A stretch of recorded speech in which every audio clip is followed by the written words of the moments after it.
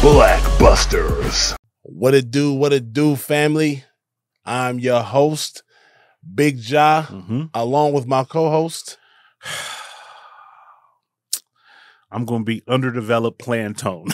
Underdeveloped Plantone. And this is Blackbusters, the best movie review podcast in the world. In the world, Craig. In the world, Craig. In the world, Craig. And we are today discussing the film Dead Presidents. Yeah. Dead Presidents, man, starring Larenz Tate. Mm-hmm. You know what I'm saying? Chris Tucker. Mm-hmm. Keith David as Kirby. The legendary Keith David. The legendary Keith David. Miss Curtis, which is the mom of Larenz Tate's character. Anthony Curtis, played by Jennifer Lewis.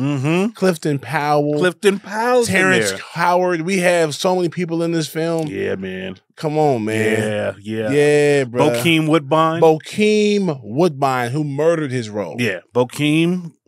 Yeah, bro. It's a lot of winning. Like, shout out to Mbushi Wright. Mbushi Wright, man. Yeah. Delilah Benson, man. Yeah.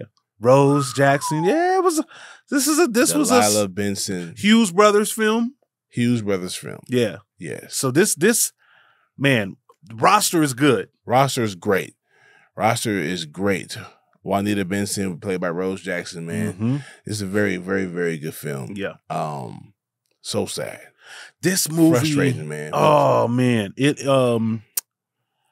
it's interesting watching this. Was one of my favorite movies. I really liked this movie. It did a lot right. Like, it was shot really well. Very well. It had budget for sure. The visual effects, like, especially in the decisions. But I on this last rewatch, I was asking myself, what is this movie exactly? You know what? Here's the thing. That's crazy because I think when I first watched Dead Presidents, this came out in 1995. This came out in 1995. So at the time, I was a kid. Yeah. And I'm watching it because I'm watching Larenz Tate, Bokeem Woodbine, Chris Tucker. Yeah. I'm like, oh yeah, I'm all the way involved, and I'm watching it for different reasons, right? Now I watch it now as a filmmaker. I watch it now as a movie critic. Yeah. I watch it now as someone with a movie review podcast, and I'm breaking down every scene damn near, and the characters, and the performances, and the storylines, and so I'm breaking it down in a deeper fashion than I ever have. Yeah. Especially since 1995. Yeah. So, yes, what is this movie about? What is it? Why was this movie made? You know, that's the question I asked myself as I rewatched it. And I'm like, damn, bro. I left them film with a different perspective. I still loved it. I still love this movie, but on this rewatch, I'm like, this is not a true heist movie. Right. And it would have been better if it was. Yes. Right? Is this movie making a statement about Vietnam? I think or the black man's role in in the military. Is this a love story? Is this a redemption story? Right? Like, it's got so many missing pieces. Because on this rewatch, I was like, damn, the heist is only like 20 minutes. And at the end of the film. Yeah, it's only like 20 minutes. And I don't remember it being that small as a kid. Because everything about it, like even like the cover art, the poster art. The trailer has so much to do with it. Yeah. The money, like Dead Presidents, right? Like, it's titled after something that only comes into play like in the later half of the movie. The third act. The third act. Sure. Like with the actual heist. So I remember thinking like, oh yeah, Dead Presidents is this like great heist movie.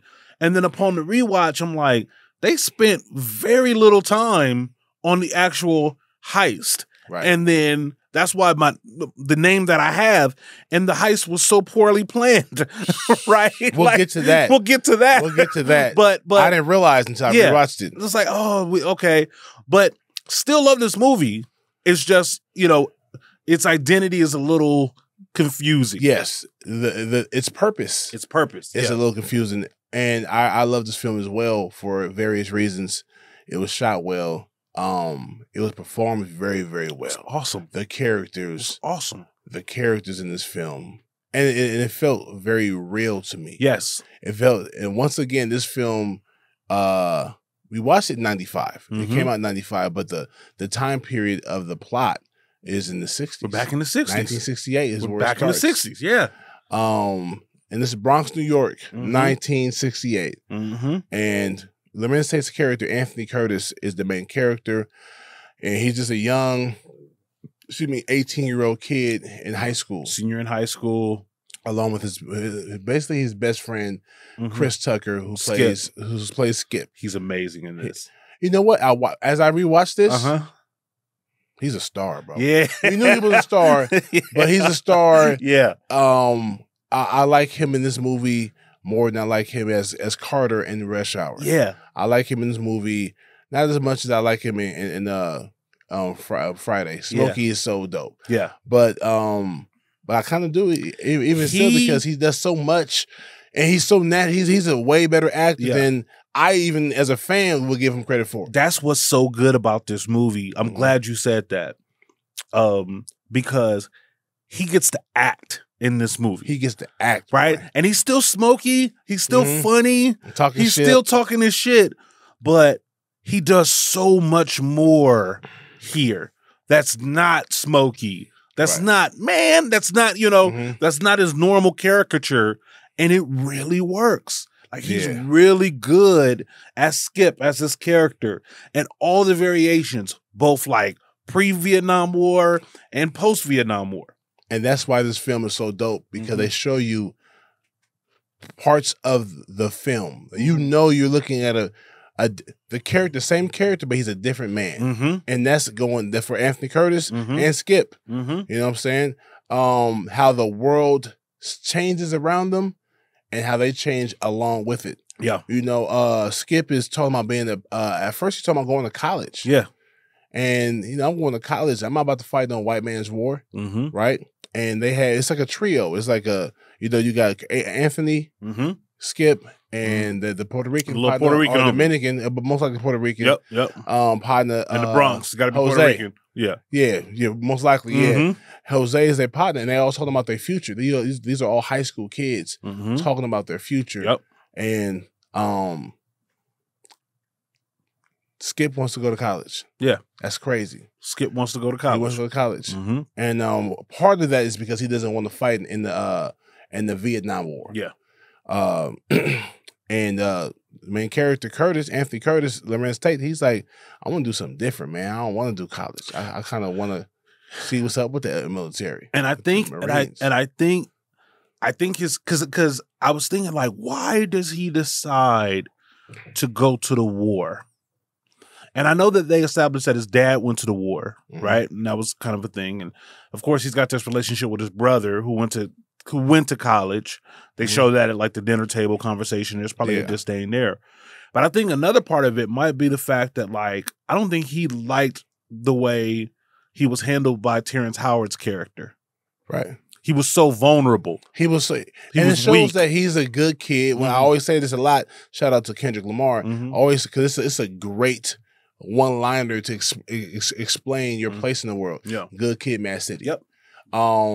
He was a good kid. Yeah. He wasn't a bad kid. He was delivering milk. He had a job. Yeah. Ran a little numbers on the side. Yeah, for Kirby, the big homie. Played pool. Yeah, he was real good at pool. But he was a good dude. He was a good dude, and he was kind of naive. Yeah. He was like, hey, man, why you cheating? Yeah. You know what? Instead of, he said, I know you owe Kirby. So he has a pool competition against, a pool match against Cowboy, Terrence Howard's character. Shout out to Terrence Howard. Yeah. Who killed that. Man, what are you doing in here, man? Yeah. Damn, man. Yeah. Little young ass that got here, man. Yeah. But he's Cowboy, and Cowboy is a fast talking, just a numbskull, goofy nigga. Yeah. Just, you know what I'm saying? Just a neighborhood goon. Yeah, neighborhood little weirdo, goon. He does everything. Right. And you got this kid, Anthony, who just wants to be down. He just wants to to be cool with everybody. You know what I'm saying? And he loves playing pool. So he's playing Cowboy. And the big homie, Keith David, who plays Kirby, he runs the spot. It's called Kirby's. It's like a bar gentleman's club so type thing, local hole in the wall. Yeah, he runs numbers and shit like that. He hustles. He's just a hustler. Right. So it's his spot, his pool hall. He said he side bets. He said, man, I bet you can't beat this youngster. Yeah. He a youngster, but he'll whoop your ass in some pool. Right. Hell no, I ain't whooping the pool. I'll take my jacket off and whoop his ass in some pool. So they compete. I bet you $2. This is 1969. Yep. $2. He also bet, I think, $2 to Anthony Curtis. And so, long story short, he loses that fight. I mean, he loses that game, and he pays up to Kirby because that's the big homie. You got to pay up. You got to pay up that. Yeah. But he said, "Hey man, you forgot to pay me. You paid Kirby because you owed him, but you owe me too. I'm the one that beat you. Man, fuck you. Yeah. What? Oh man, why you cheating, bro? That was his response. Yeah. Why you? Oh, you cheating? You know what? Everybody in the hood when they asked me about Cowboy, I said Cowboy is a nigga that's gonna cheat you. Yeah. Yeah. That was his get back. I'm gonna tell people that you cheat. That was a young man's get back. Young man's get back. You know, not knowing that like he's in a grown man environment. Right. And grown men take their reputation and rep out here in these streets seriously. Yeah. Cowboy fucking checked him. Right? Checked him, slapped him up, knifed him out. Put the blade to his face. I'll cut you, little nigga. Yeah. I'll kill you, little nigga. What the fuck you mean? You don't ever speak my name about ill will about me in these streets. Nigga, who the fuck you think you're talking to? I think that was an important thing because I think at that point, Anthony decides to go to the war. I gotta go toughen up. Yeah. I gotta go toughen up. You know, I'm out here. He goes on a run with Kirby. You know what I mean? Watches Kirby, you know, go collect some money and funds and whip somebody's ass, and he's hanging with Kirby. But I think he recognizes that there is a quality about him that needs to toughen up. Yeah. And needs to strengthen up. Right. Which is why I think he decides to go. He goes. Yeah. So let's talk about his neighbors. He lives down the street from this girl that he's really into. Her name is Juanita Benson. Yep. Cute little chocolate drop, man. Yep. Juanita Benson is head over heels for Anthony, though. She like him. Anthony likes her, and she likes him. And there's also an interesting dynamic because her sister like him too. Juanita got a little sister named Delilah. And I think Delilah's got a thing for him too. As soon as she hates the fact that he don't see her though. Yeah. You want my sister. I get it. Yeah. But I want you. Right. I know I'm a little younger. You know what I'm saying? I know I'm in the 10th grade. But I can see you. Know what I'm saying? But shit. I'm good. I look good too. They was a good looking pair. Man. They was a good looking pair. They was a good looking. Them Benson girls. Yeah, them Benson girls. Benson girls was something else, bro. Ooh, they was hot. They was hot. Yeah. When they was at the graduation party. Yeah. And she said, listen, I got an itch. You can scratch all night. Shit, nigga. My mom working a double. Yep. And here's the thing. Juanita fast. But she fast for Anthony. Yes. She in a party full of people. There's dudes in there. The lights is low and it's red. Red light special. This is graduation after party type shit. Yep. 1969. They chilling. They made it. Jose made it. Yeah. Anthony made it. Skip made it. They all hanging out, smoking weed, getting a little faded. We finished high school. Graduation party. Jose like, bro, I'm head over heels with my girl. Yeah. I love my girl. I'm gonna marry her. So ironic. This is like a throwback to Cooley High. Right? Like, without the fighting and everything, but just that late 60s graduation party, dance in the house, smoky room, like that was culture. That's what they did. That's where they courted, that's where they partied, that's how they lived. That's where friendships and relationships were formed. Yes, sir. And it was great. They was in there, the ladies chose. He went back to, he was a good kid. He went back to Juanita was like, I want you to come to my house and knock me down, bro. Yeah. My mom gonna be gone all night. Come knock me down. He was hesitant. Yeah. He got there and was like, I'm nervous. Yeah. You scared? Nah, he ain't nervous for the draws. He ain't supposed to be there. He's a good kid. Be here. Right. You know what I'm saying? The most he ever did was drive a gangster to go collect his bread. Even then he was like, oh snap. Yeah. He beating up the dude. He threw the nigga through the window. Yeah. Oh man, come on, man. Yeah. And then he fired on the wife. When he stole on the wife. Bro, Kirby was something else, man. And Kirby wasn't a bad nigga. He was just about his paper. He's just about his paper. And Wifey did jump into a man's role by pulling that pistol on him. Yeah. And he showed her respect before he stole on her. You know what I'm saying? But before he snuffed her, he was like, you more of a man than him. I think, you know, if you was running this instead of him, we wouldn't have. But bing. Bing. He fired on her, but he didn't dog her though. And he didn't kick her on the ground. He didn't drop her. It was more like I fuck around, might get killed by this woman. Yeah. And she in the man's place at this point. It's 1969. I'm knocking this bitch out. Yeah. I'm knocking her out. Yeah. Sorry. Bing. You gotta go. This feels very on brand for Kirby. And I'm about to go back and kick your husband's ass and even more because of this. Yes. And fish out of water. Yeah. Anthony like, oh shit.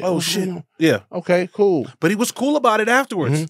I think the shock wore off. It was like, you really did your thing, man. Yeah. I admire that. Yeah. And Kirby was looking out for him. Here, take some bread, man. Come drive with me. Yeah.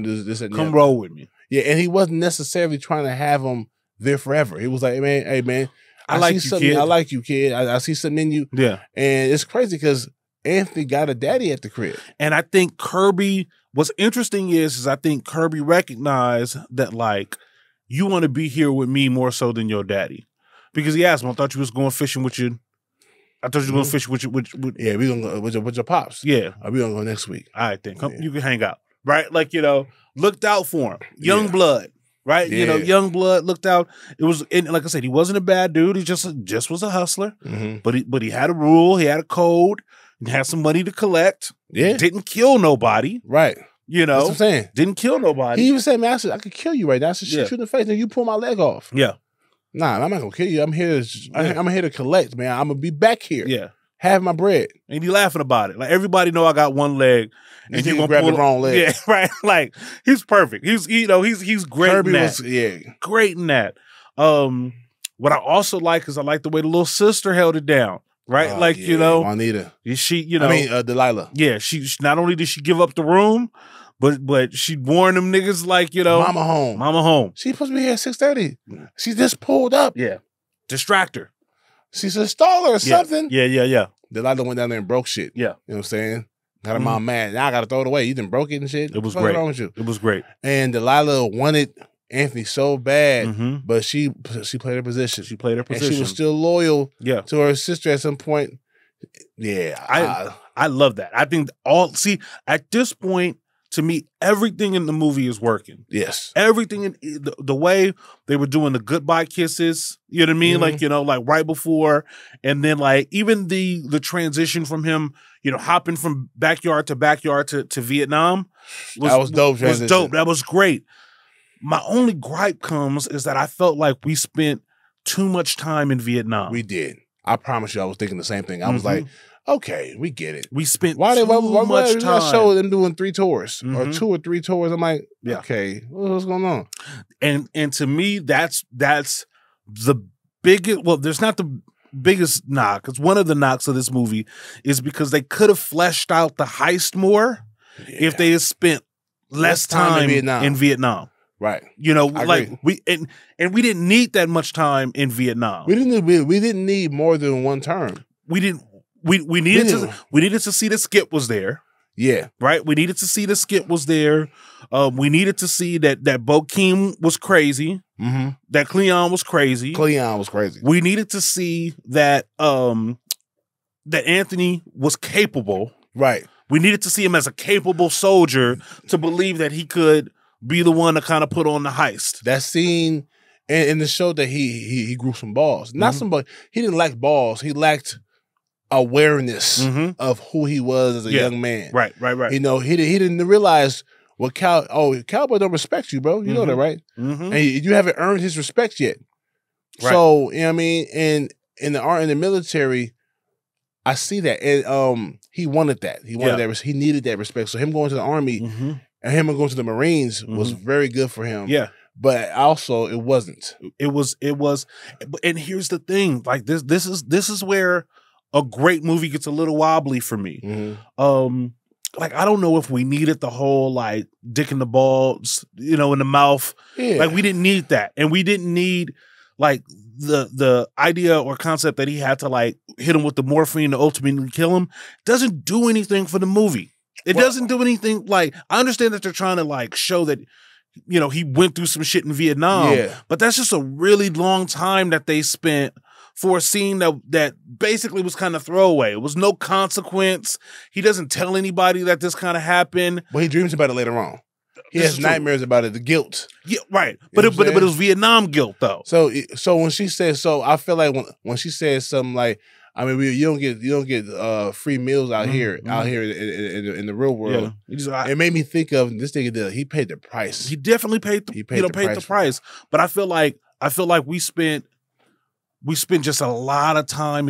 I felt like we could have got out of Vietnam early. Early. Like even if like, you know, it is in a letter that he writes back home in a montage where he just basically explains a narrative, everything that's going on, because that'll get us back to the Bronx faster and give us more time for it to be an actual heist movie. Right. I just feel like we just spent a lot of time in Vietnam. Yeah, we spent more time than we needed. So in Vietnam, I did need the scene of them drinking beers. Him and Skip. 100%. 100%. But that could have came sooner too. Yeah. When he just explained why he didn't he didn't send letters back to Juanita. He didn't look at the picture of his baby. Yeah. He said, as soon as I start caring about anything other than myself, I'm a dead man. It's perfect. All of that works. All of that works. You know, Cleon walking around with the head, there's no payoff for that later. Right? Like, I forgot that there wasn't no payoff. I'm thinking like he was a loose cannon. It's gonna fuck up later on. Right. Nah. Not like that. Yeah. Like, you know, like how he ended up fucking up, to me, is not a direct line to how he was acting in the bush in Vietnam. That person, and this is how I like to do this sometimes. That person, Cleon in Vietnam, is supposed to end up being what's his name in Jason Lyric? Yeah. Fucked up in the head. I just gotta kill something. And so I'm coming to the bank robbery dumb. Yeah. On 10. Yep. You know what I'm saying? Yep. That same character is supposed to be what's his name? Supposed to be not Jason. What's his name? Jason is what's his brother's name? It was almost like a unisex name, wasn't it? I'm trying to think. We should know that. We should. We just kind of like brain farting. Yeah. Right now. I want to say it's like, damn. I'm not gonna let it go, so I'm gonna find it right now. Yeah, we're gonna find it. So why you looking for that? But so he Josh, that's the name. Yeah, Josh. It wasn't unisex, but it was kind of a soft name. Yeah, Josh. Yeah. I'm thinking that he's gonna mess up the heist because he's still crazy. Yeah, but nah, he was regular. He was gonna pop off and do something that he didn't need to do. Yeah, has some PTSD, and if anything, I'm also thinking that Skip is gonna trip too. Yeah, Skip did what he was supposed to do. Skip was fucking solid. He was solid. Skip was solid. But I think it triggered. It brought that PTSD back even more. I mean, I think that like, you know, like they show Skip to be a capable soldier, right? They also, you know, show him to be, you know, it wasn't natural for him. Not saying it was natural for Anthony, but Anthony was there for a purpose. Yeah. He wanted to be there. He wanted to gain some skills. He wanted to gain some type of characteristics that he needed. He thought he was missing in his manhood. Yeah. So he was getting what he was. The military was giving him what he needed to give for him. Right. For Leon, it was an escape. Yeah. Oh no. For Skip, it was an escape. They even said it. Like you escape, man, but he don't want to be there. He don't want to be there. He's doing this job, but it's really some place that he don't want to be there. They say he got kicked out of college. Like, he flunked out of college. And that's why he's here. And escape. Yeah, and then like you told me this is recon, you know what I mean? Like, you thought this was going to be some cushy shit. You know what I mean? Like, this recon shit is real. But again, I just like we could have done without all of the, you know, rotted head in the bag part to get back to the States faster. Like all of that stuff, none of the only kind of payoffs that we need is we need to know that Anthony is a capable soldier, that Skip is a capable soldier, and that Cleon is a capable soldier. Right. That's all we really need. So we spend another like 10, 15 minutes in the bush for no real reason at all. Right. Yeah. And I get what they were trying to do. They were trying to show that like these characters went through some things. So like the way Skip is when we get back makes sense. Right. But like even like the Cleon thing, the Cleon just falls flat. That he'd be that crazy and then just go back to like being a preacher and a minister. Right. Like just like, well, why show him that crazy? Why? Yeah. If he could have easily just been a soldier that was doing his job and doing good, being good at it. That's it. Yeah. So it didn't make sense, but we'll take it. Yeah. Well, it's still, but it's, and the only reason why I even like knock it a little bit is because the heist is what if the heist needed more screen time. Right. If the heist had more screen time, this movie could be even better than what it actually is. Right. But the heist gets shorted, and I think the heist gets shorted at the expense of Vietnam. Yeah. I think the early part of the movie works great. Right, I think it's paced well, right? I think the two pieces of the movie that are there for, I think, good narrative purpose, but take away from the heist are Vietnam. And then we spent a lot of time watching Anthony get like reacclimated to the world. Right. You know what I mean? Like before the heist. And I think they could have done it. You think okay, go ahead. I just think like, okay, so he comes back. Like, okay, let's get back from Vietnam and kind of like do a little bit of narrative. So he gets back from Vietnam, he comes back, and he's walking around reconnecting with everybody. Right. Sees Skip, Skip a little strung out, but he's kind of like just walking. Yeah. And he's he's in and out. Yeah, I got my VA money. Pension. I'm chilling. Right. I'm chilling. I got my college money. Yeah. So he goes, sees that. Anthony goes back to Kirby's. Mm-hmm. You know what I mean? Has like originally a congenial kind of conversation with Cowboy. Mm-hmm. You know what I mean? You're back, man. Yeah. Cowboy was still a bully. Cowboy was still jealous of him for some reason. Maybe because he got more respect and more love, attention from Kirby. Yeah. You know what I'm saying? That's honestly, that's kind of how it felt like. The older son jealous of the baby boy. Yeah. Hey, man, why the fuck this young ass nigga up in here, man? He too young to be up in this bitch. Yeah. You know what I'm saying? So and Kirby not respecting, not hearing him. Yeah. Hey, man, that's my nigga, man. Yeah. Chill out. Yeah. Go get your ass whipped by him. Right. So we don't know that we don't know the relationship between Kirby and Cowboy. That's crazy. You know how we do sometimes? Yeah. We try to build like what's a story? subplot. Yeah. Cowboy, Kirby's son. Illegitimately. It's very interesting. You know what I'm saying? I'm just throwing that out there. That's very interesting. And Kirby don't know. Yeah. Cowboy knows. Yeah. Yeah. So I'm coming around. That's very, you know what I'm saying? Just real quick. That's super interesting. Because the biggest takeaway that I got was the earlier part, which is, and this could lead exactly into what you were saying, Cowboy wants Kirby's respect, but doesn't have it the same way Kirby respects Anthony. Mm-hmm. And that's always going to put him in conflict, right? That's because let me show you that he a hoe. Let me show you that let me show you that he's better than you. Right. You know what I mean? Kirby, watch him whoop your ass in pool. Mm-hmm. And so Anthony comes back. He gets to see Kirby. Different dude. Yeah, he comes back a different dude, but it's young blood. It's still all love. Yeah. You know what I mean? Like, da-da-da-da-da-da.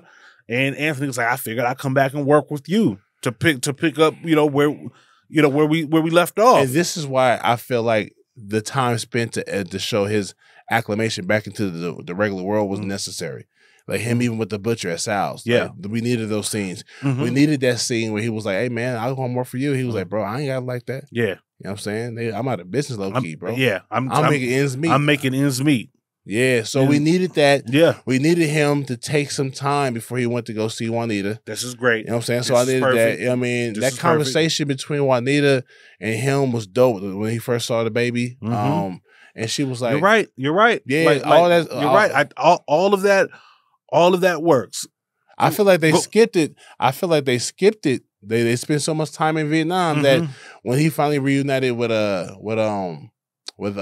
Delilah, he saw her at the rally. Yeah. And then they had a couple drinks, and now she's part of the crew. Yeah. That jumped happened really quick. I needed, and I forget, I haven't watched the movie in so long, I forget how quick that was.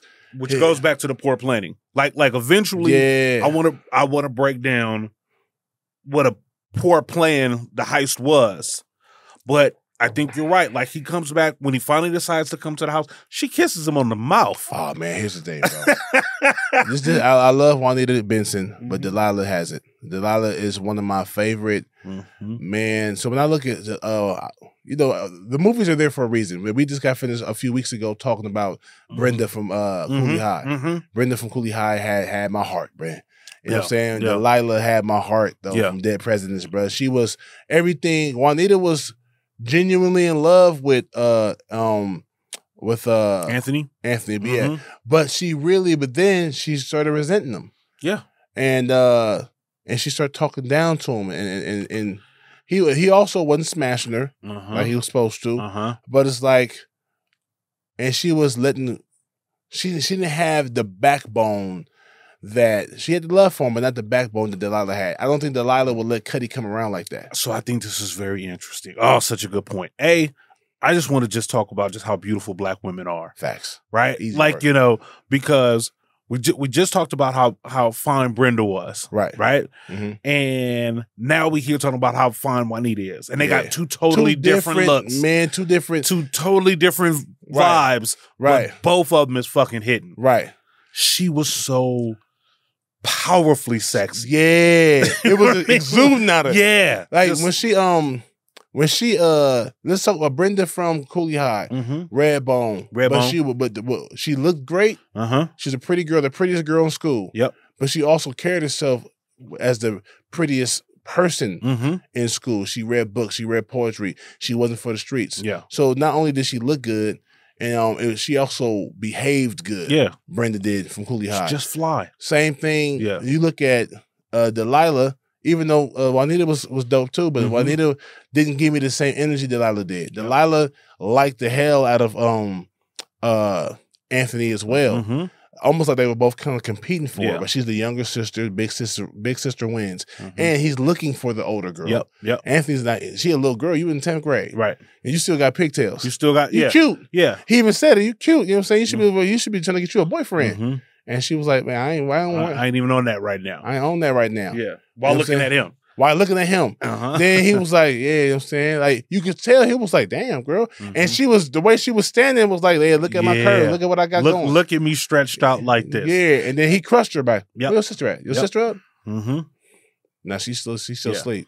And so when he comes by the house and sees her. After years, she lets him know what time it is. I'm not the little girl. Man. I'm not the little Delilah that left. Yeah. Look at me, full, Black, beautiful, and I'm gonna kiss you on the mouth. Bruh, welcome that's home. That's the sexiest shit ever, bro. My voice cracked just now. I said, damn. Man, she did that. I said, oh. I know you hear from my sister. I know. But and your daughter. Yep. But let's just establish that this is what I'm on. This is what I'm on. So you don't have to guess. Yep. I was too young back then. Yep. I didn't know how to really express how I felt. I'm not that. I'm different. I'm a woman. I'm a woman now. Here, take this kiss real quick. Yep. I'm letting you know what I'm on. I know what my sister been doing. She been dealing with Cuddy. On and off for the last 4 years. So let's talk about this. Yeah. Because it's interesting. Cuddy, God, I remember Cuddy being, I remember Cuddy differently than this last watch. Yeah. And I've softened on Cuddy. I used to think he was just a asshole, just a fly in the ointment. And he was bad at first person. because he just drove off, didn't want to meet the nigga. Yeah. You know what I'm saying? But at the same time, like I tried to look at things from Cuddy's perspective. Let's do that. Right? So if I look at things from Cuddy's perspective, and again, this goes back to Anthony, which is why I give Juanita a bit of a pass. Juanita said, I'm going to stay here for you. I'm going to wait for you. But Anthony never responded. Yeah. So as far as Juanita is concerned, you not fucking with me at all. I got this baby. You ain't even inquired about this baby. You not writing me. Meanwhile, I'm a single mother in the Bronx in the late 60s, early 70s. Yeah. And this man has come around showing an interest in me and my baby. Mm-hmm. So I don't knock Juanita for fucking with Cudi, because had Anthony responded and did what he said he was going to do, I think she would have been loyal. Yeah, I think she would have been loyal. Mm-hmm. I think why he's gone. Why he was gone. While he was gone. Why you write me, man? Let me know that I'm on your mind. Right. Like, you know, we got this family. You're not galvanizing the family. How do I know you even gonna come back and care about us at all? Right. Right. At the same time, Cudi, who is a street thug, but you know, even the way Cudi was like, "How's my baby girl?" It means that he been taken care of. Said it. That conversation he had that last time you seen Cudi, dope scene, amazing scene. Because I look at my father. My father is a Midwest dude. You know what I'm saying, and he was a good dude that's done wrong before. He got a past. He been in prison, been in jail, and all that. But he was a good dude. He was a good father. Wasn't the best husband all the time.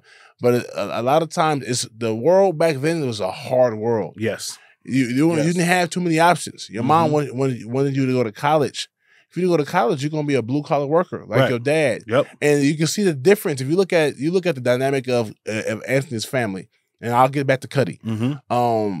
He looked at his brother. He didn't admire that. His brother was a well-to-do, educated black man, which is great, what you want. Yeah. But then he seen this dad who was like kind of quiet, almost like a broken man. It felt like not like he didn't have problems. He was a quiet, don't speak a lot, but I handle my business. I got a home. He was a war vet. A war vet that, and I'm taking care of my woman and my two sons. Yep. My son's going to college. The second one, hopefully, he does too. But he wants to follow in my footsteps. And the father didn't really he wasn't excited about that. Yeah. He wasn't going to tell you no. But he wasn't excited about that because I think he got a factory worker shirt. Yeah, he just blue collar. Yeah. Blue collar Bronx. He's probably happy to have. Yeah. And the mom is the one that's doing all the projection. Yeah. You know what I mean? Like she's I'm gonna have 2 babies from, college, da da da da da da. Like it's the mom that's not aware of Anthony. Right. She don't see him. Right? She just sees what she wants for him. She just sees what she wants for him. Right. Right? It's the dad that, who like you said was not Kirby. Right. Like, not assertive like Kirby was. That's what I'm saying. Right. Like, and that's why I think he gravitated towards Kirby more. He wrote Kirby. He didn't write his father. Yeah. You know what I'm saying? It's real. That's crazy. That's crazy. Kirby was his father figure. Yeah. Or the type of man he wanted to see himself as. Right. He wanted to come work for Kirby again. He didn't want to come back. Yo, Pops, can you give me a job at the plant? And you know what? Where did Kirby lose his leg? He lost in the war. In the war? Yeah. Okay. So, that's great. So, like... They both were war vets. But Kirby is the type... so going to the war so he could be more like Kirby. Yeah. Not be more like his dad. I want to be like... He said, I want to do something different. Kirby was running numbers. Kirby was hustling. Had a pool hall. He owned something. Yeah. You know what I'm saying? His mind, Kirby's the man. Yeah. And his father he never...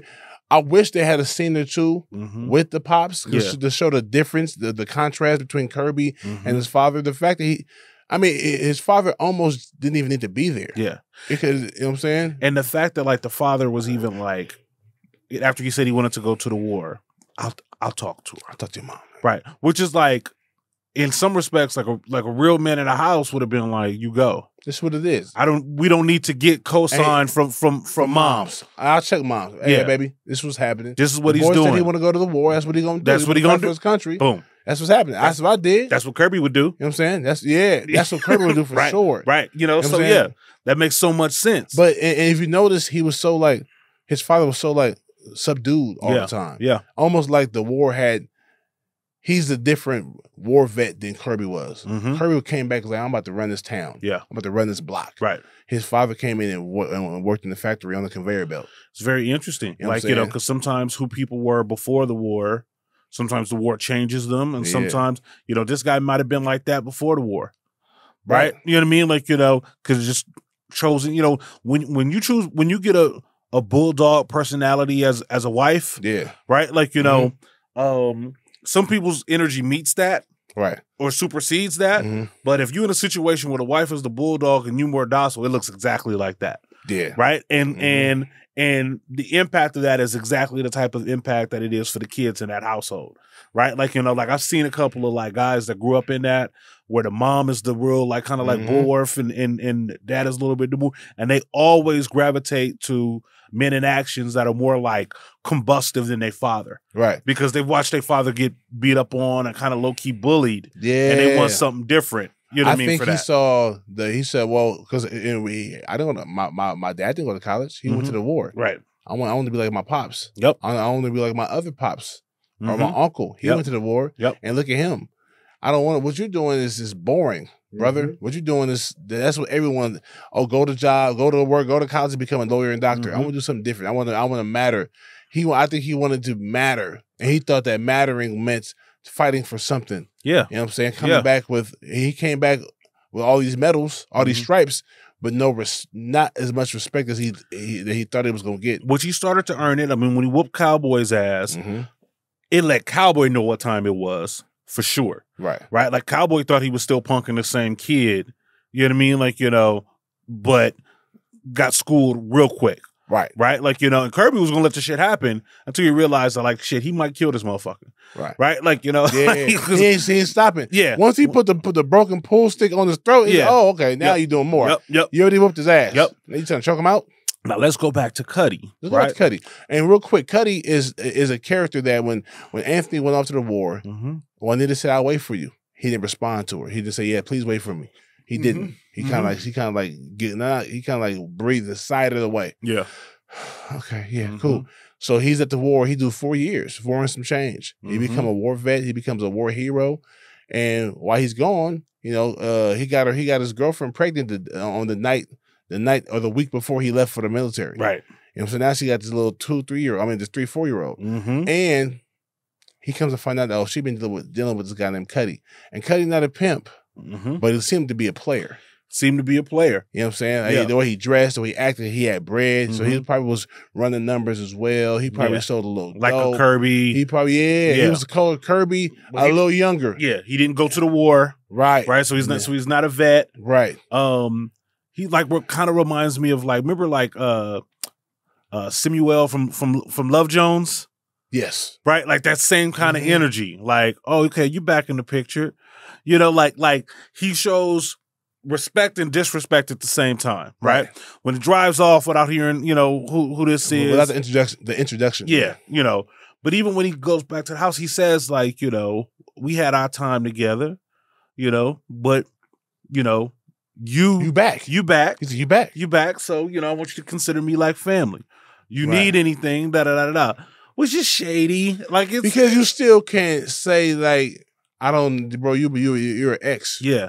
But even when like he pulls the strap out on him, you know what I mean? Not like knocks the motherfucker down the stairs, you know what I mean? Pow, hit him quick. Knock all the stakes down. Had the gun on him and said, "You better be glad this is personal." That's a bar, bro.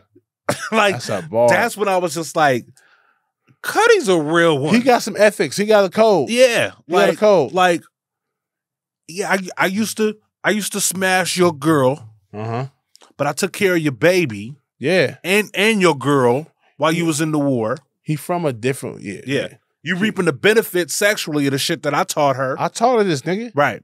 You get it. You know what I mean? Like, I recognize that you back. So that's over. What we had before. I take him at his word for that. I still care. I care about Juanita, man. Yeah. Yeah. Yes. But I know you back. So you back. So, and I believe he was telling the truth, right? I believe that like Anthony was responding that way. I think Anthony was appropriate in his response as well. Of course. I just think he came to figure out that like Cuddy like Kirby.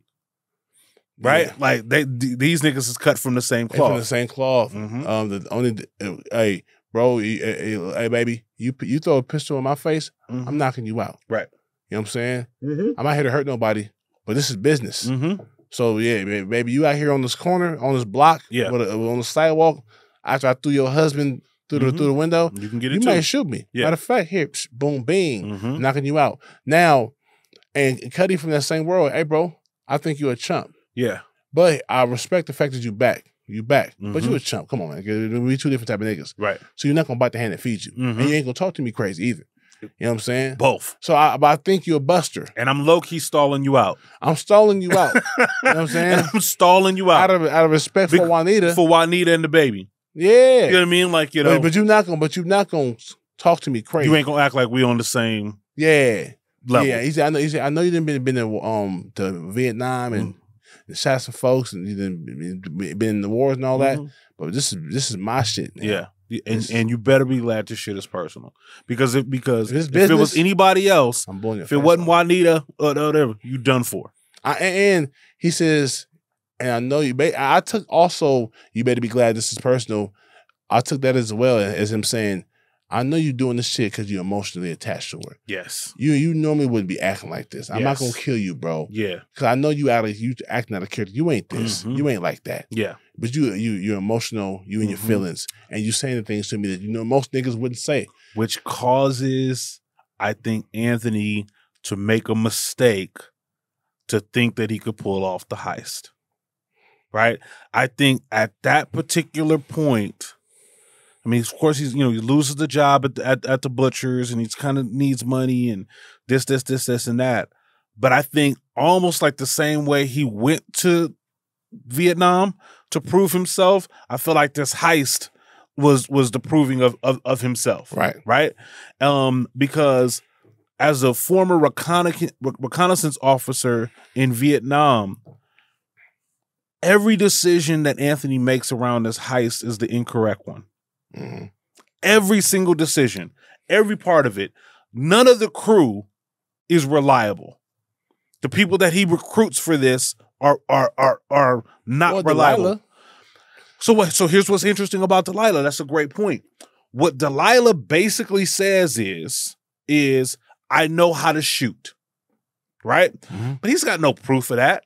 He doesn't know how the only person that he technically can trust fully is Skip.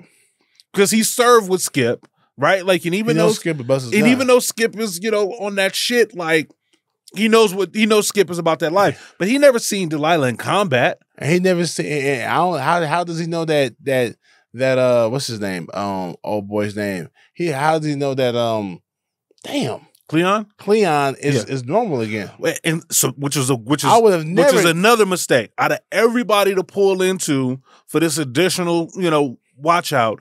You gonna go to the niggas that was the craziest nigga in your unit, right?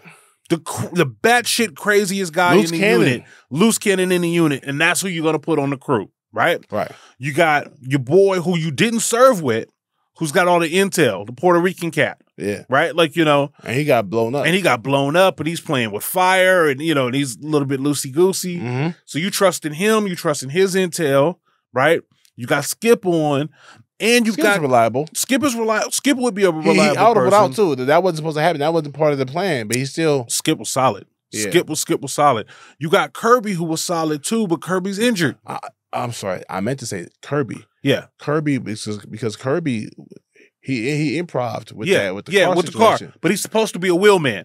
Yeah. You know what I mean? So they're trying to escape on foot, and they got one guy, you know what I mean, who can't run. Right. Right? So the plan was flawed. Like it was shot well. Cinematically was dope. Them in the sewers looking up with the paint, like that was dope. She in a trash can, like pop out blasting. Like I love it all from like the cinema of it all. The grand experience, but the plan was hella fucking flawed. Yeah. And as a viewer, most of the time that they run these heist movies, we as the audience kind of know what the heist is. So we know when things have gone wrong. Right? Like, we're deviating from the plan. I don't know if we knew enough about the heist to be like, because the whole time I'm watching it, I'm like, there's a gang of cops just on the other side of that door. Yeah. Right. Like, and now here's the thing. He probably wasn't expecting no gunfire. Right. But he said, I mean, you coming up the stairs and the dude saw you. You knew that. And you knew that you were going to blow the back right next to the police station or wherever, or the bank or reserve. So you knew it was going to be a gang of heat. It just did not seem well planned out. Right. Right. Then it kind of goes awry, and Delilah gets blasted like we should have expected because she has no military training. So she's exposed, right? Mm-hmm. She comes out, you know what I mean? She blasts a gun or whatever. All she did was just pull the trigger. Yeah. Right. But she don't know how to hide, get cover, you know what I mean? And all of that kind of stuff. So it's just like, it was just kind of fucking just FUBAR from beginning. And Jose made too big of a fucking bomb. And he's tripping. Like he's so pyroed out that he's so like, focused on the fact that he blew up a Brink truck. See how much it blew up, right? Like, see what I did, man? Yeah. I blew that shit up. It takes Kirby to be like, let's get the money, to kind of focus in on it. So it just kind of like, and so that's just like, despite those really cool scenes, the heist disappoints a little bit. And then it disappoints afterwards because the moment that like Cleon gets to handing out $100 bills, and Anthony drives up there and sees him and they should have left that night. Yeah, they was walking around. Yeah, they walking around the pool hall. Like, that's it. Yeah, we don't get to Mexico. Buy a boat. Yeah, like they should have been gone because you should have known that he was gonna flip. Yes, you should 100% known that he was gonna flip. Mm-hmm. So after a really good takeoff and flight, the landing of Dead Presidents gets a little wonky. Mm-hmm. Even when Anthony is in the courthouse and they offer him 15 to life, and he goes, 15 to life after all I did for this country, and then he throws the like chair. Yeah, even that is just kind of like, that's what you're mad at? Like, you did just attempt to rob an armored car. You shot innocent cops. Police cops got killed. This dude got domed in the back of the head. Yeah, and doing his job. It's just, what are you that angry about? And then the movie just ends. Yeah. And so it goes back to what we talked about at the beginning, which is, what was this all about? Not that I don't love it. Yeah, right. I was very entertained. I love the relationships between. I love Delilah's character. Mm-hmm. I think she is extremely beautiful. She can make a list. She can make a list for sure. She can make a list. Mm-hmm. And she sent that kiss on some like, bro, I need you. I'm gonna go back to it because I love that scene so much. This is what I'm on, bro. Yeah, I know what my sister's on, and I think I know what you on, but I'm, this is where I stand. Yeah, you know what I'm saying. It's such a powerful. It lets you know just how powerful she is as a character, right? Like, just I haven't seen much like that. And the thing is that it was sexy, it was powerful, it was independent, it was black, it was all of these things at once. Yeah, which was awesome. It was loyal because she was just down for him, and she had stay down. She's a revolutionary. Mm-hmm. And I understand some revolutionaries might be like, fuck the system, fuck the, but they don't go rob banks. Though. Yeah. So she was doing that for him. That's such a good whatever point. you want to do, I'm here for you. Like, so for example, Juanita was like, her older sister was like, get a job, bro. Yeah. Get a better job. We got these 2 babies we about to have 2 babies. I love you, but she started to resent him. I think like she loved him, but he wasn't doing enough, and he was drinking more than she liked. She liked for him to do. Yeah, she liked for him to do. So she started saying stuff like, "Get a better job. Yeah, do more. If you was a real man, you'll get that. You can't talk to a man like that." And what is this? So you bring up too many good points. I'm gonna try to digest them all at but before once. You do that, I'm gonna say two more lines. Yeah, the difference between the Juanita and Delilah, the sisters, who were only like 2 years apart. She was like, "Go get a job like a real man and take care of us better." Delilah was more like, "What we doing? Yeah, we robbing banks. Right, we robbing banks. Right. I'm with you. Whatever you do, I'm not gonna tell you to go get another job because I understand this world ain't for us. For as a black man, this world ain't for you." Delilah, Juanita would probably want him to go sell dope or go do street shit like Cuddy, and that's cool.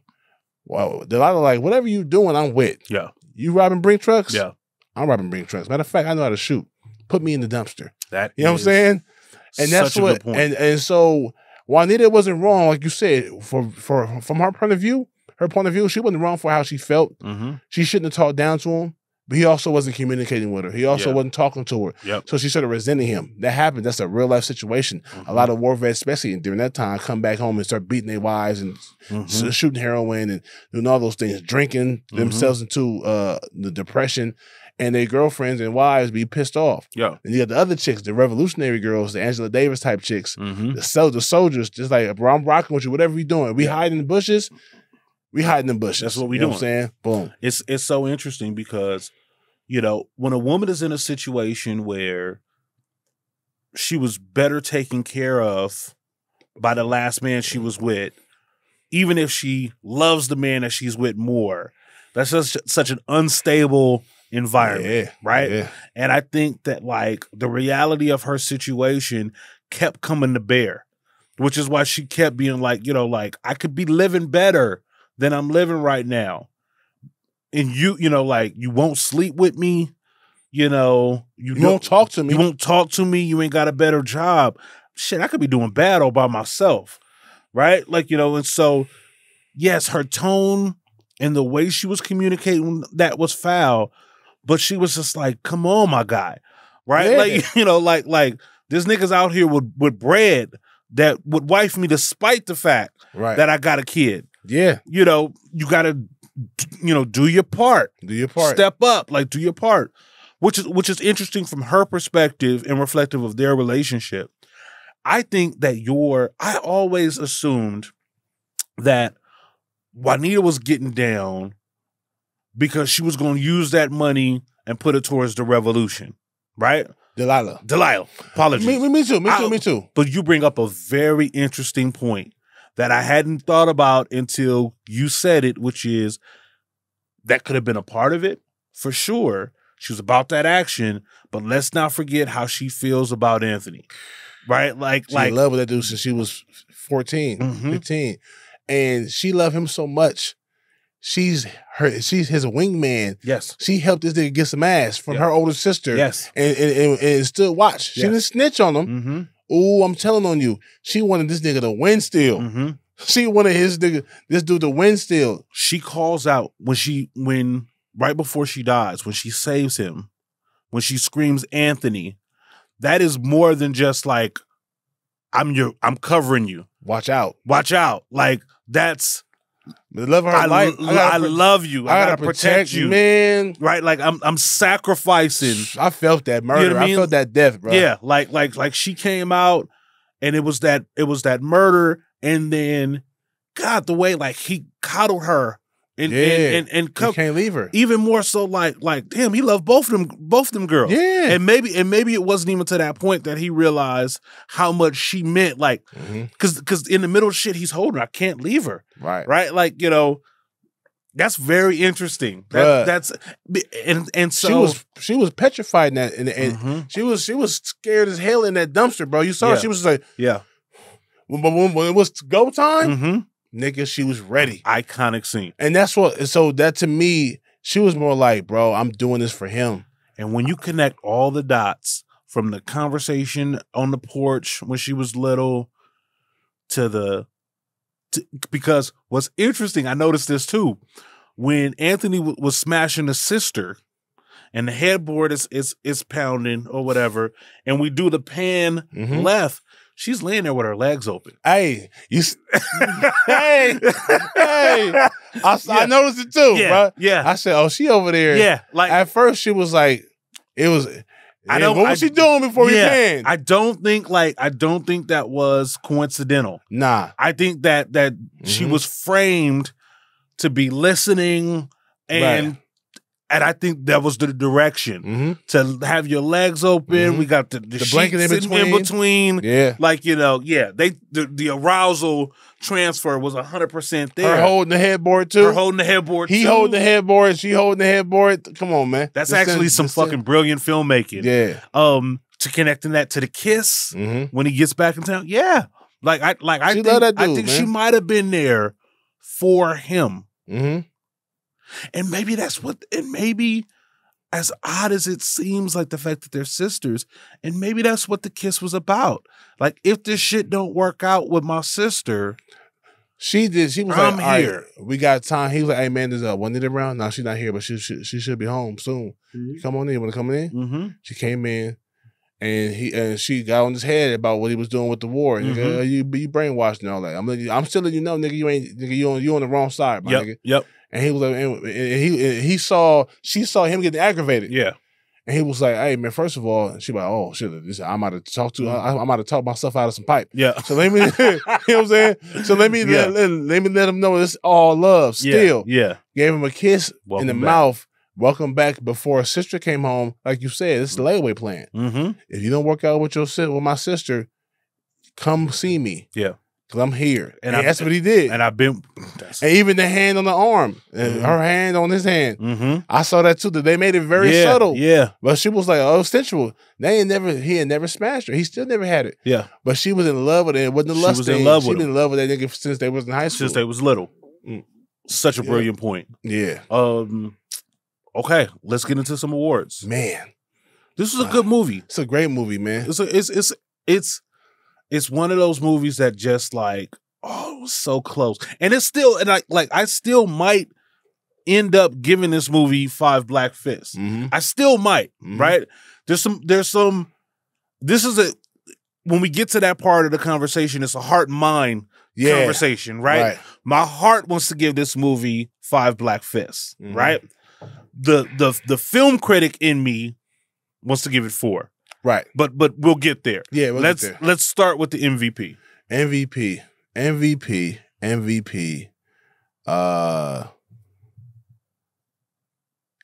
of the film is Lorenz Tate. Mm-hmm. Lorenz Tate. Anthony Curtis. Yeah,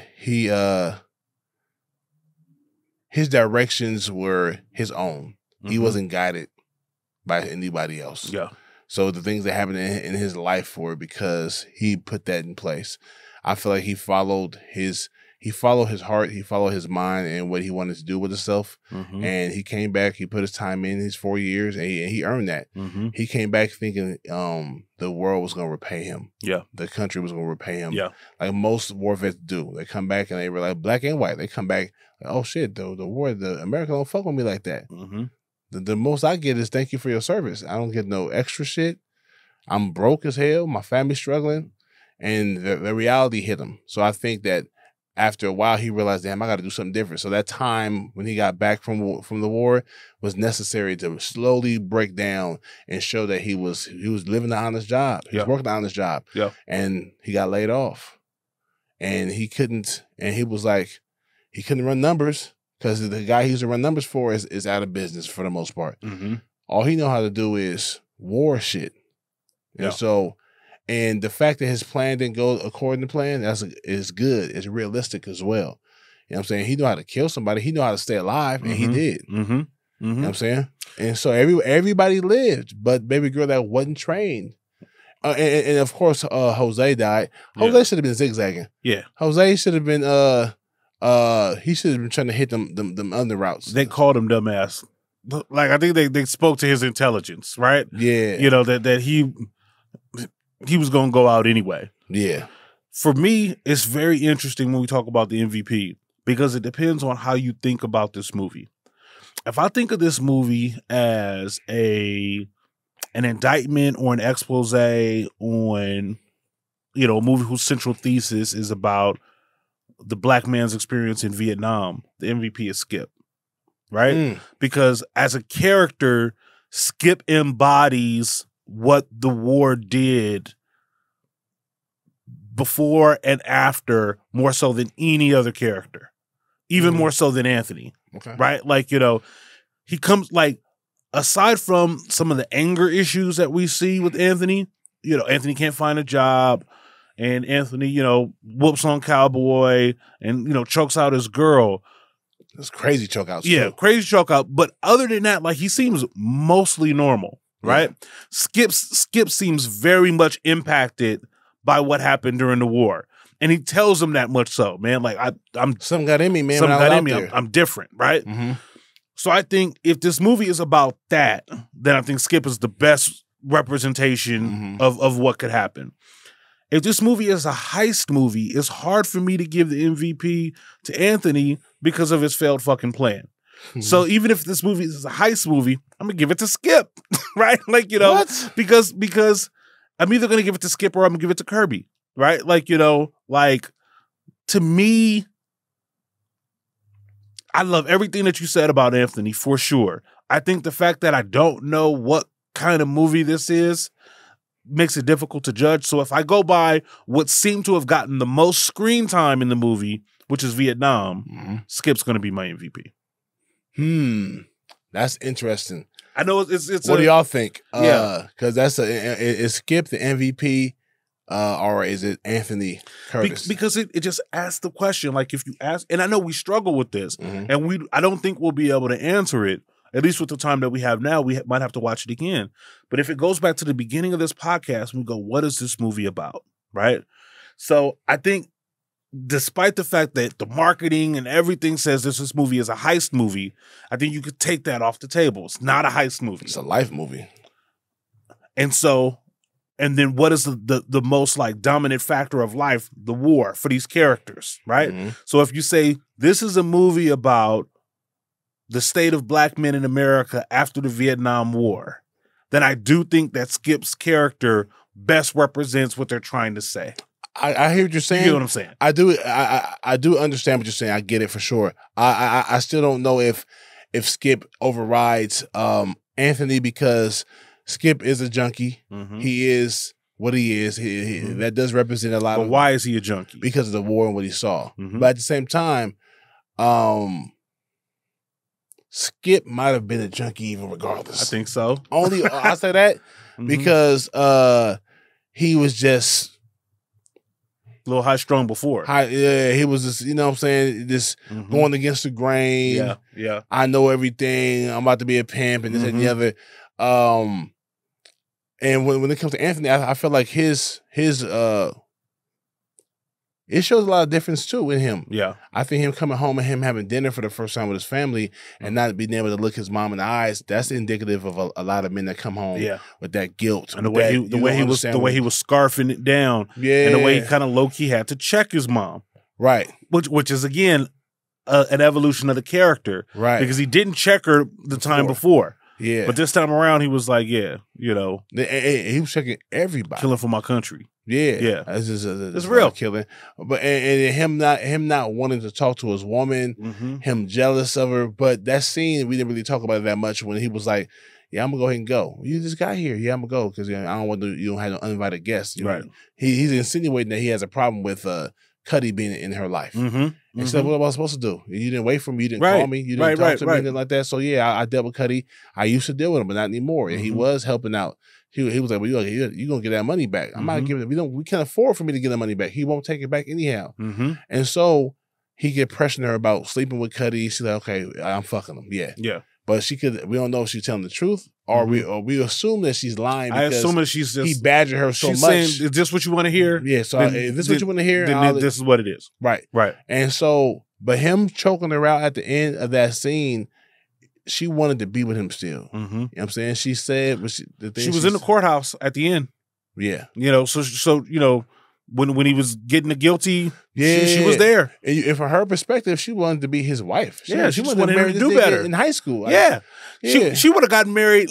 She called out how they was going to the courthouse. What do you think about that? Like, I'll marry you today. Yeah. And when she saw him, it was all love. It was all love. I think her shit was very reasonable. And she was also young. She's about 23. Yeah. And she's like, oh, Cuddy, this is, you know what I'm saying? But basically she probably wouldn't have said my baby daddy or my husband, my ex-boyfriend. Right. She would have said, this is Sarah. She was trying. Sarah's daughter. She was trying. A young girl trying to maneuver between the older big homie ex-boyfriend and this new her love of her life. She's in a hard spot too. Yeah. And you see the lifestyle that she's living in. She works a job. They got roaches. She works a job that got roaches. She works a job that still doesn't allow her to provide for her house, her family comfortably. She's a single mother growing up in the 70s. I mean, and she's still young. And of course, she let this dude give her some bread here and there. She needs it. And he taking care of her and he piping her down, turning her into a freak. And now he bowing out. Now that the boyfriend is back, the father is back. Mm-hmm. But he's still bowing now. He knew what he was doing, being a little disrespectful, being a little condescending. Yeah. And so and he don't owe Anthony no respect. Right. Right? See, hey, I'm a shot caller out here. Yeah. Right? Even Cowboy said that. Mm-hmm. He the biggest thing aside of Nicky Barnes. Yeah. Don't get it twisted. Cuddy a motherfucker. Right. He my big homie. He my boss. Yeah. And he was fucking your girl. Which is why Cowboy takes the L. You gotta take the L. Yeah. Because I gotta smash on you. Bro. Right. But, again, this is Cowboy, poking fun at Anthony or trying to get at Anthony, trying to, but just didn't know that Anthony had time today. Yeah. He had time today. I think it's a good point. I think that Anthony, I got no problem with Anthony as the MVP. Mm-hmm. I think Larenz Tate was fucking awesome in this movie. He was I think everybody was really good in this movie. Chris Tucker was crazy. Yeah, Chris Tucker was awesome. One of his best roles. I mean, and that's why I kind of want to give, it's almost like when you're looking at like a box score, right? And let's say we're talking football, right? And the receiver has like 8 catches for like 150 yards on like a tub. On the box score, like, this guy's a hell of a game. But if you watch the game, but listen, it was the running back on like 3rd and 3 that got them hard yards every time to keep us on the field, to move the chain. Or 92 yards on 27 carries. Right. But 3 touchdowns. But and even if he don't get the tubs, like, he extended those drives. Yeah. Right? Like, it's that kind of work. So, like, Anthony does wide receiver work in this movie because it's obvious, but like Skip to me does like that gritty 3rd down back work, right? Like, because he makes it all work. I mean, even the scene where they come in and his eyes are all glassed over. Yeah. That's just a haunting. Damn. It's just a haunting OD, scene, man. Just OD.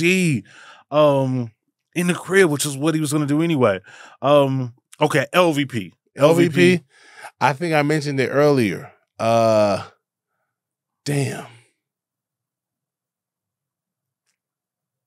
LVP. What did I mention earlier was LVP? Maybe the homie. Maybe Kirby's little homie. Kirby's second. The dark skin homie. Yeah. Did he play? Yeah, he was in Malcolm X. He was in. I want to say he was in the In Too Deep. Okay. Yeah. You know what I mean? Like, he was in Malcolm X. He was part of the crew, the Harlem crew. Mm-hmm. Just the dark skin. Hey man. Hey, what's up, man? What's up, man? Yeah. He back here, like, young blood. Oh, young blood. He back here, man, right here chilling, man. Right. Who the fuck is this? Oh, young blood. What's up, man? Yeah. Nah, I mean, and that's just me throwing him up there. But if I had to think even further, who is the LVP, the least valuable player in this film? Mm-hmm. Low-key Pops. You think Pops? This is why he was so attached to Cuddy. Mm-hmm. There's no way you should be writing Cuddy and not your Pops. Yeah. For me, the LVP had one job. And so I'm giving it to Jose. You had one job. Okay. Right? You had one job. Yeah. Right? Like, set the charges. Yeah. Blow the back. Don't use too much. Don't use too much. Like, he had one job the whole movie. You do enough to break that lock in the back of that Brinks truck. Yep. But don't blow the whole truck. Don't blow the whole truck up. He had one job and he failed at his one job and died. And he took 2 bags of cash. He took 2 bags of cash with him. Away with.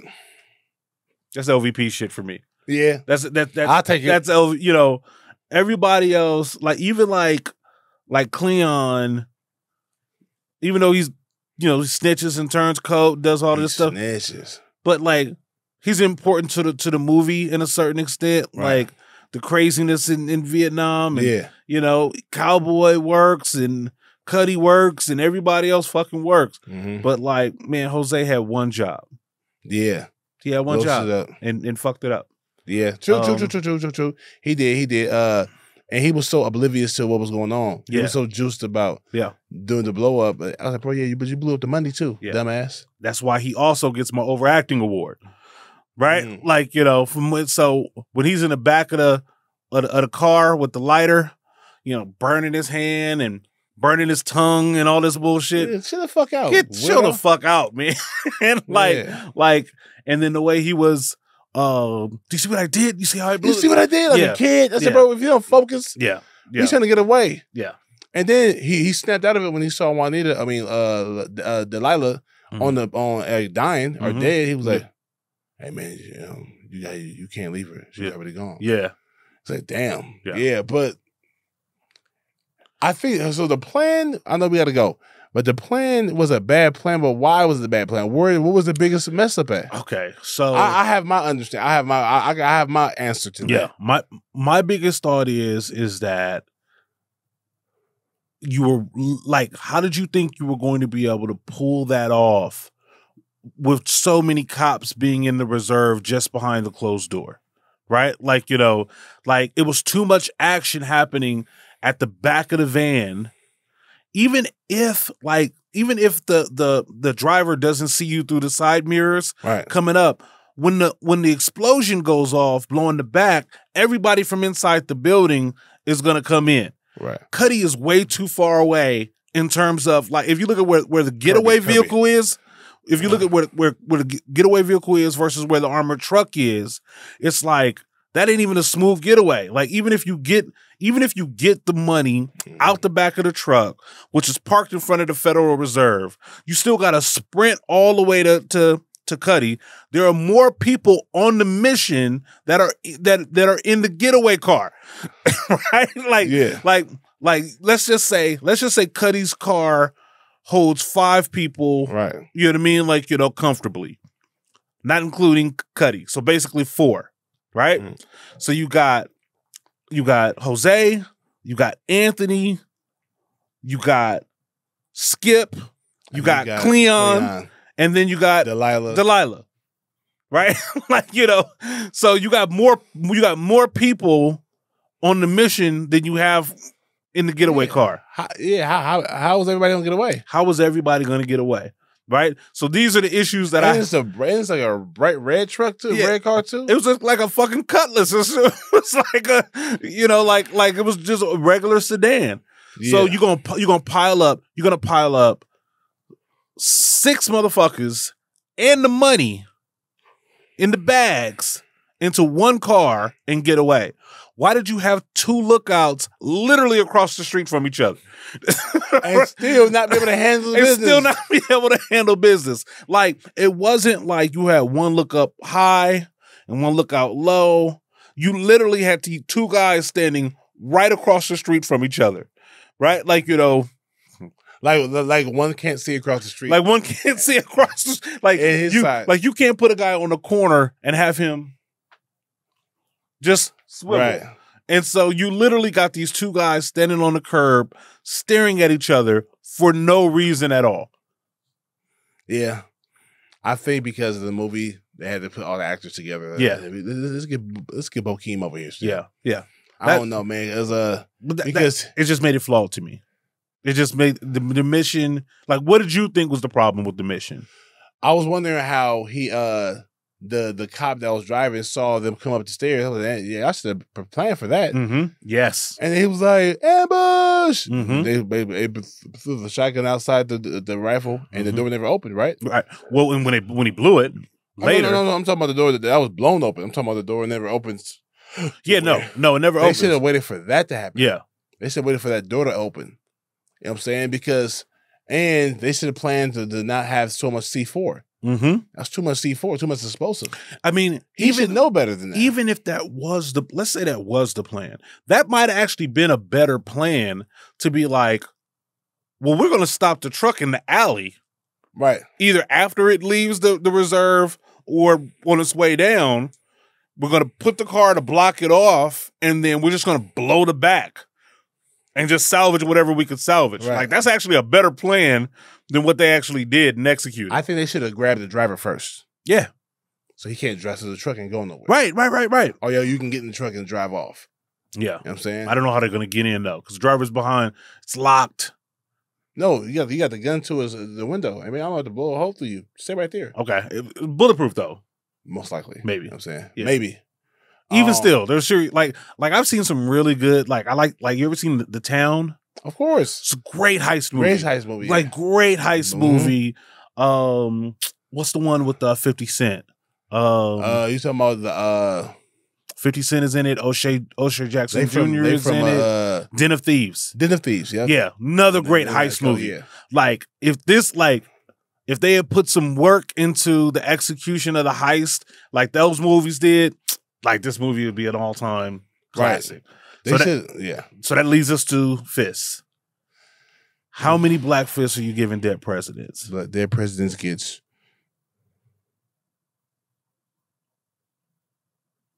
I want to say Dead Presidents I give Dead Presidents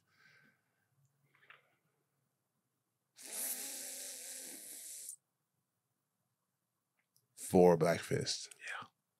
Yeah. I want to give this movie 5 so badly because I like so much of it. I like so much of it. Me too. I like everything about it. I love. Then one thing I didn't like is how he didn't get back on Cuddy. Mm-hmm. He didn't get back on Cowboy, but not Cuddy. He let Cuddy sock him down the flight of steps. This movie has real quick. You know what? And then how it ended. Yes. How it ended. Yes. It should have ended different. I would have much rather him take that conviction, that sentence like a G, and find him if I see him in the cell, programming, getting ready to, you know what I'm saying? At this point, the nigga's only 24 years old, right? 23, really, right. He get out of jail, he gonna be 43. That's 20 years. Yeah, he got 15 years to life. Yeah. So he might never get out. But chances are him going to jail in 60 and 71, he's going to get out of jail. Oh, no, 73 by then, right? 73. I can't remember. Around there. Yeah, around there. He did 4 years in the military. So 69, so 73. Yeah. And he gets out before he's 40. Yeah. They gave him 15 years. 15 in life. Which wasn't bad considering all the murdering. The conspiracy. He actually got off. Yeah. Cops got killed. He got off. Like 3 cops got killed. Yeah, bro. Sit down for a minute. Yeah. Sit down. If he was really what he should have did was take that money and hide it and turn it. You probably wouldn't turn yourself in. Yeah. Not at all. But like, or have a better plan. Or leave it for your kid, for your family. You know. Because you was about to leave town. You was about to leave town for Mexico. But he was like, then later on, I can get my girl, my daughter. Yeah. Yeah, come on, man. Yeah. You're in Chicago, nigga. Y'all supposed to. Y'all going to Mexico? Yeah. Same shit we was, right? I think it sounds good. I think this movie is a 4. I think it's a 4. We don't, always do degrees, but it would be a high 4, right? A high 4 for sure. Because I love the concept. I love the actors. I love the acting. I just think we just lose a little bit of our identity, right? Like, and I think because this movie doesn't really know exactly what it is, it's hard for it to end in a way that makes sense. Right. Right? Like, so we don't know. I don't know what this was all about, like why we did it. I'm left to kind of like guess and fill in the gaps. Yeah. And to me, like, it fundamentally is like, is this a war movie or is this a heist movie? It's not a heist movie, even though it's marketed as such. Yeah. The Dead Presidents has everything to do with that. So I just think those things it's one of those, we've talked about a couple of movies, which is like, it's a great movie, but it's just poorly executed in a couple of key towards the end. Yeah. And even in like, technically the movie is, I guess it kind of goes, and you can speak to this like briefly before we go, just how much has to go into making a good story. Right. Right. And in this movie, you have great actors.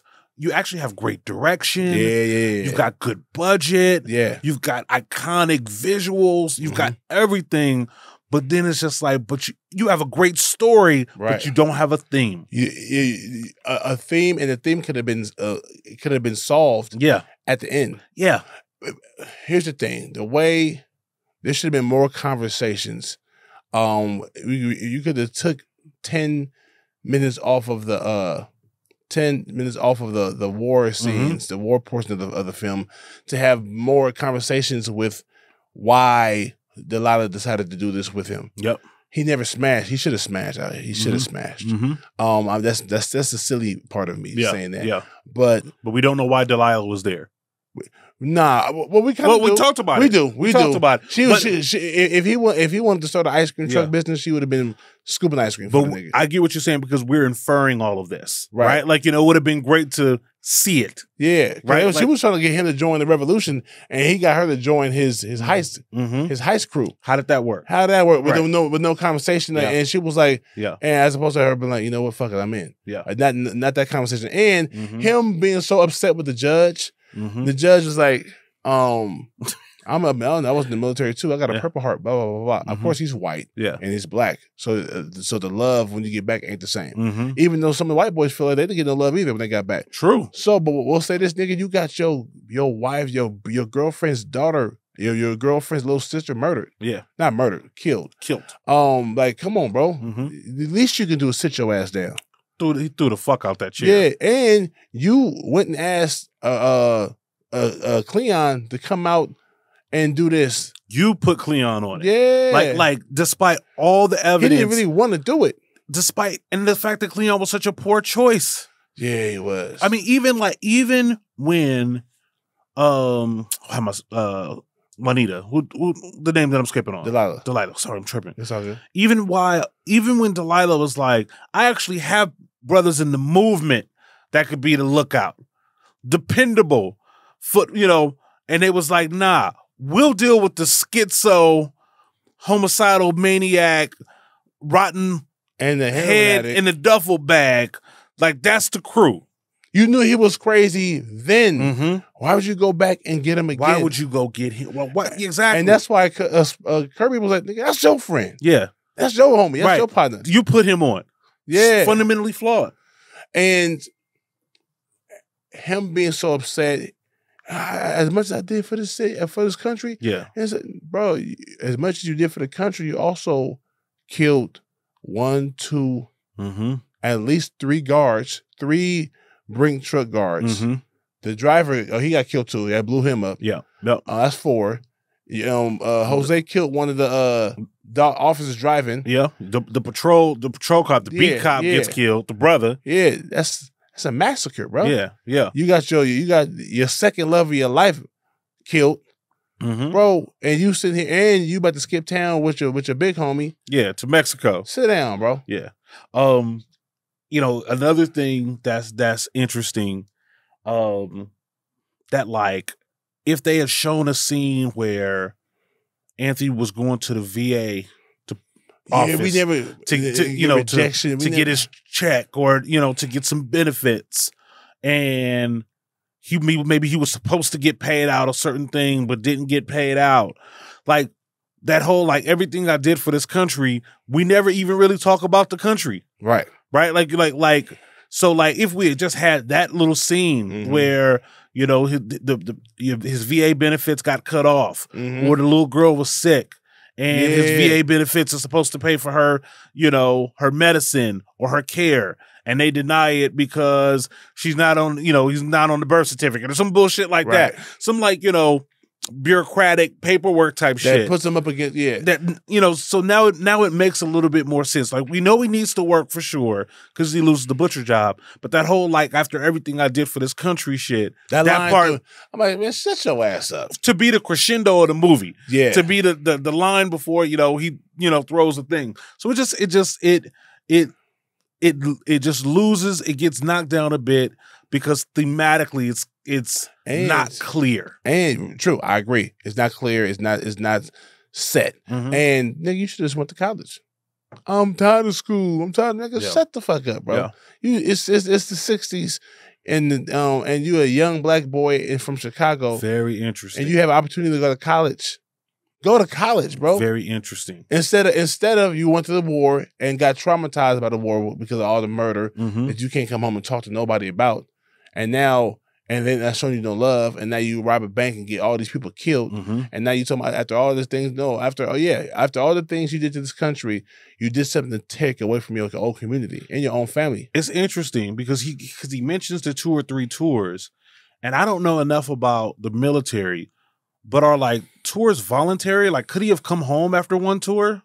I think so. Because what it looked like Skip did one tour and was out. Because Skip got out before. Yeah. Skip got into the military and got out. And got into the military later than Anthony and got out before him. Right. Which means that you got this wife, family life. Like, you didn't have to be here for 2-3 years. You could have did your tour and came home, but you chose that.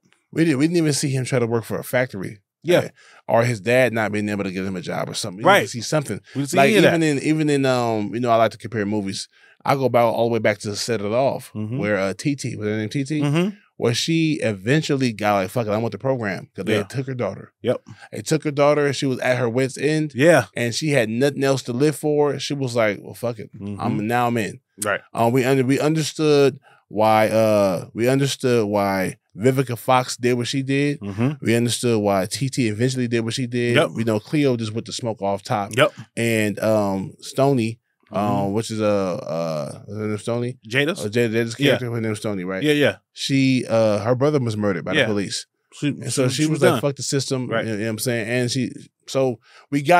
I feel like we needed 1 or 2 more scenes, at least 2 more scenes, hopefully more, but at least 2 more scenes to show why Anthony went to all the way to the point where he was about to rob a whole bank. Yeah. Yeah. You know what I'm saying? We just needed more time there. Right.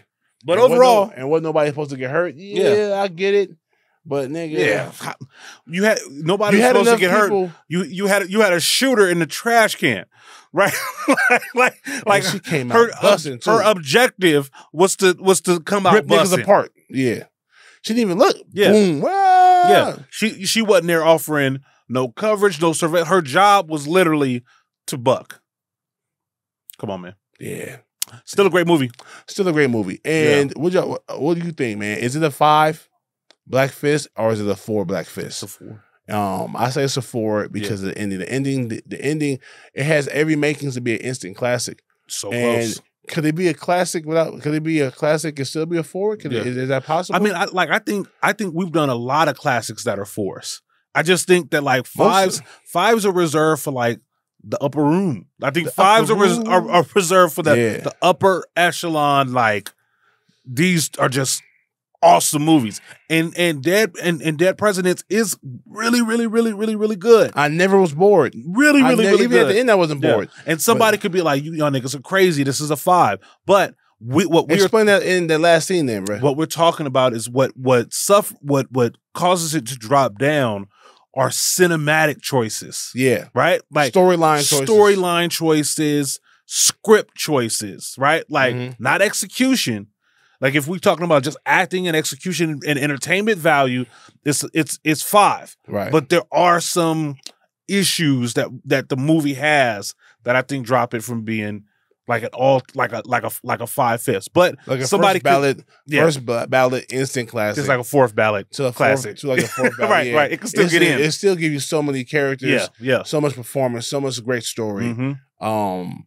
But yeah, it kind of fell flat the last 25 pages for me. And that's and that can be sometimes enough. Yeah. Because, what do people love about this movie? They love the heist imagery.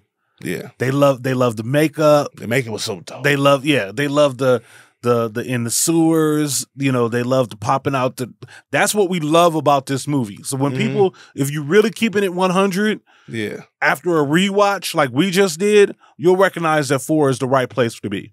Because I think emotionally we love some of the visuals of this movie, but the story of it, while good, isn't great. And another thing I'm gonna mention before we leave, it's a 4 because Delilah died. Not got shot up, but she died. She should have died. She should have got shot up and lived and went to prison. And I wanted that relationship, and I remember the movie, but not as much as I did when I rewatched it. Where Delilah and Anthony should have ended up together. Delilah was so beautiful. She was so beautiful. Yeah. And her energy, her the essence of her, man, what she stood for was savage.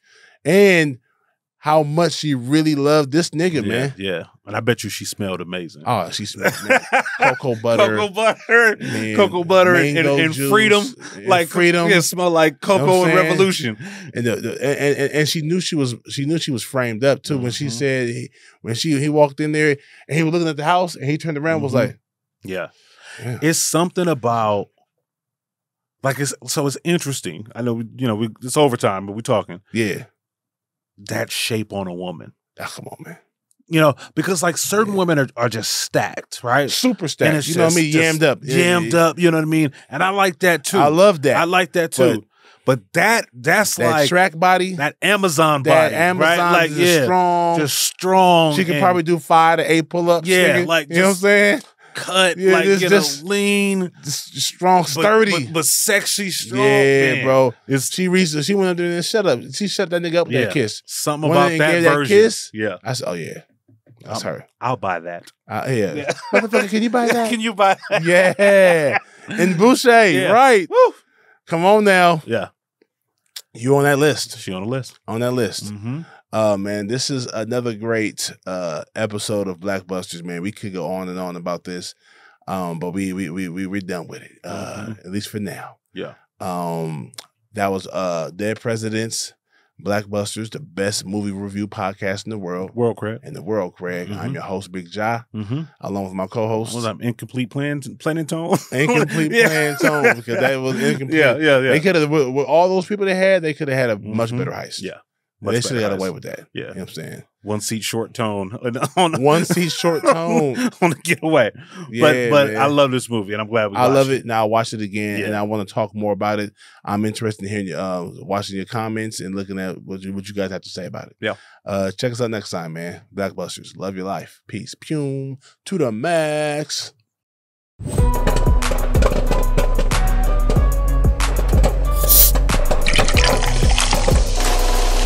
Blackbusters.